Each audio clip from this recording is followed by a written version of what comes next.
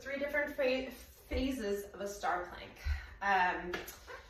Knees bent in like almost like you're sitting in a chair position, elbow underneath your shoulder.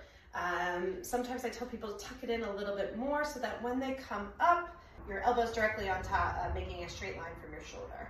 And you're gonna sit your hips back and then straight up. So we're gonna do a little hip hinge and then drive those hips forward. That's stage 1. Make it a little bit harder. As we sit our hips back, we're gonna reach forward, not only reach forward, but also rotate so that our chest is down parallel to the ground. And then we're coming all back in a line again. Last step to make it even harder, as we touch our hips slightly down, we reach forward, we're gonna extend our leg back. We need a lot of core strength and control, not just core strength here, but 360 all the way to the back. Ways to get some rotational control of the hip. We're gonna come into a split stance without the band. I just want you to kind of work on being able to rotate your torso in without moving the hips too much, okay? So my hip points are trying to stay straight, so this hip isn't jutting out, I'm pulling it back in. So I'm just rotating my torso, then rotating back, okay? Then what you're gonna do is you're gonna add a little loop through here.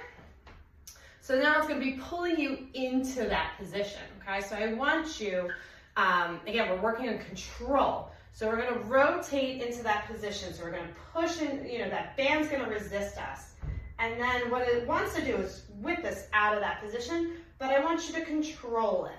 So we're gonna control that position out and then push into that resistance. Again, just torso moving here. My pelvis and my hips are pretty stable. Also, if you look at my foot, it's wavering a bit.